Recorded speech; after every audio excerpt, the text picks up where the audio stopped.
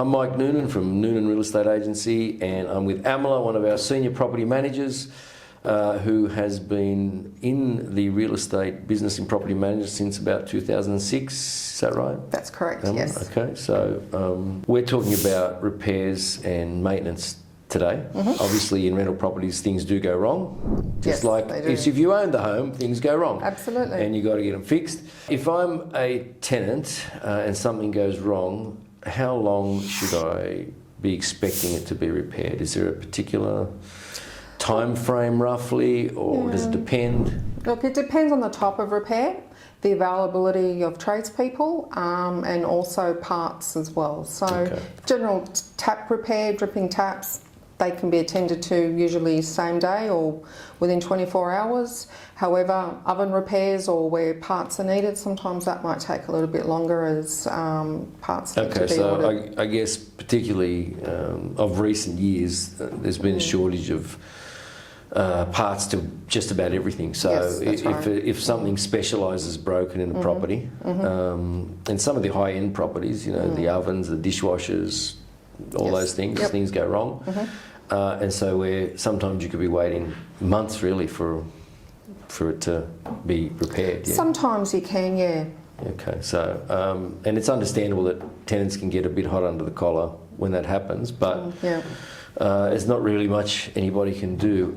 Is there any, let's say my dishwasher, I've moved into this beautiful luxury home and I'm paying a fortune in rent with the latest German dishwasher, and it goes bung, and I have to wait 3 or 4 months for it to be repaired. Do I get any compensation as a tenant? Can I ask for compensation? Look, absolutely. The dishwasher is an essential service for some people, and of course if dishwashers do or any appliance breaks down and you feel that the repair does take longer than usual, sometimes the tenant is entitled to a small reduction or compensation. Okay, so that's something you can do as a tenant. You could ask your property manager that, hey, what about an urgent repair? Now, some people's view of an urgent repair is probably different to others. Yes. What is an urgent repair?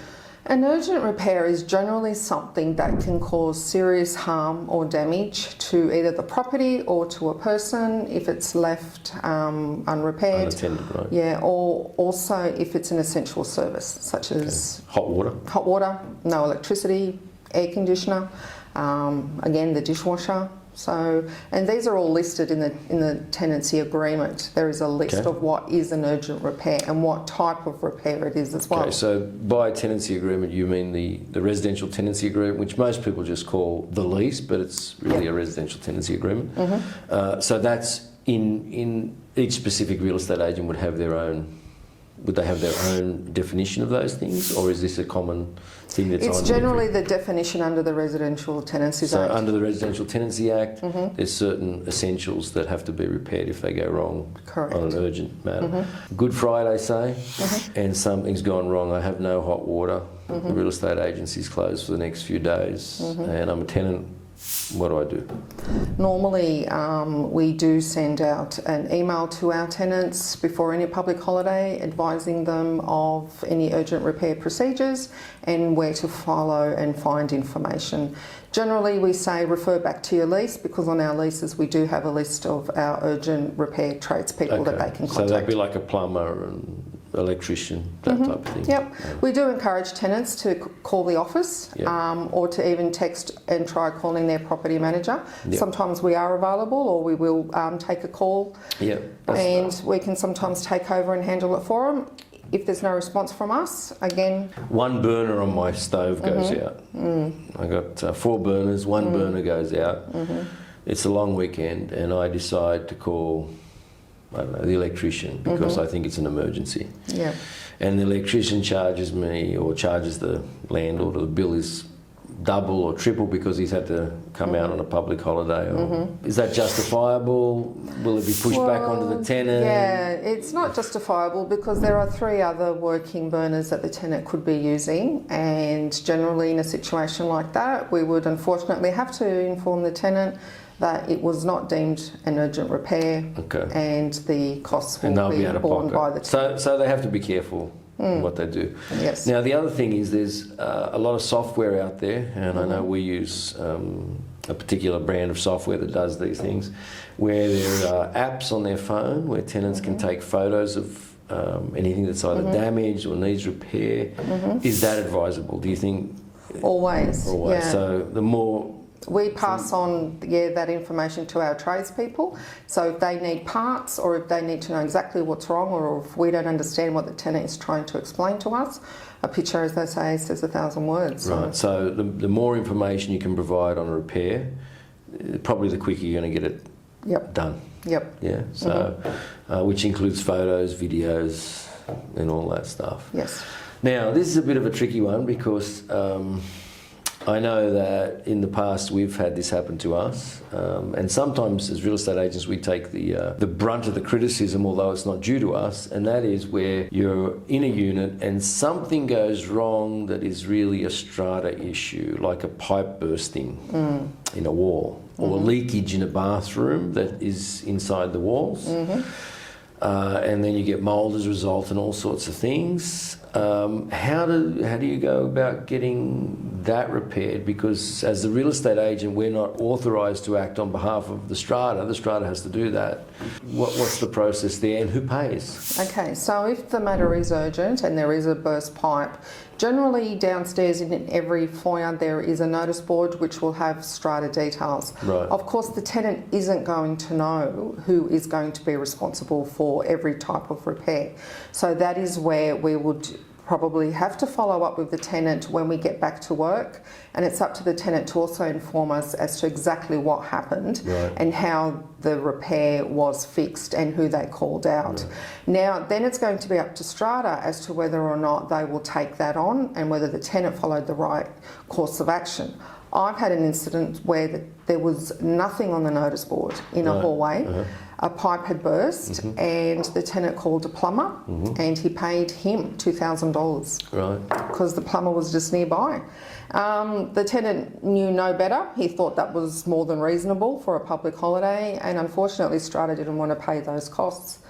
But in the end, Strata did cover the costs because they did not have any signage in the hallway giving any emergency details or so that's something, I mean, it's a little bit of a trap for young players. If you're inexperienced in leasing property, it's something you should be looking for, right, when you go in.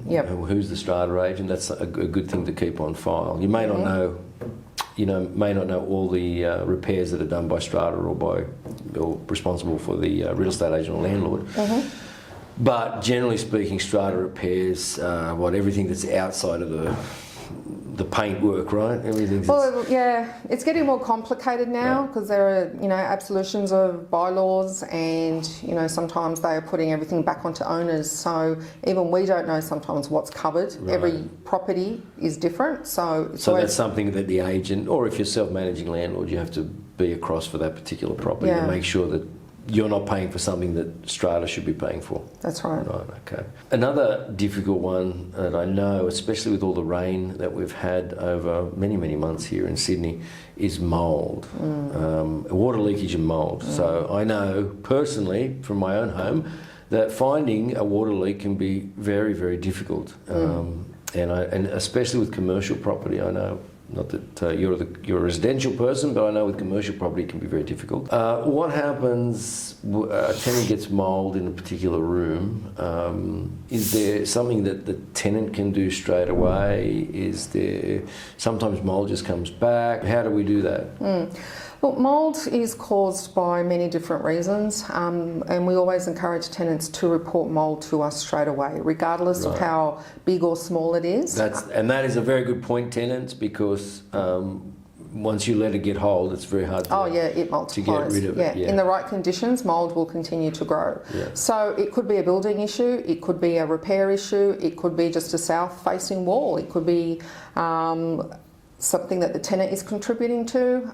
If it's, for instance, in the laundry and he's using a dryer and he's not airing the room out or opening windows, that is the perfect condition for mould to grow. Would the tenant be responsible then for the removal of that mould? Yes. In a laundry situation? Yep. Or a bathroom might be another one where you close all the windows and steams the place up? Yeah, tenants need to ensure that they ventilate the areas, and if they do see mould starting to grow, they do need to clean it off. As a tenant, what's my responsibility?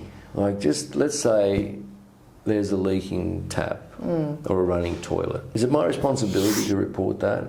Is there anything that can, like, can I be blamed for something if I don't report that? Yes, you do. Right. Yeah. So, Yep. in an instance where I'm not paying the water bill because some properties aren't adequately metered, so the landlords pay the water bills, could I be maybe forced to pay part of the water bill because I've, not reported taps that are leaking or toilets that are running? Yeah, unfortunately, no. But if you do have a leaking tap or something that is dripping, hopefully it is just going down the drain and not going under cabinetry.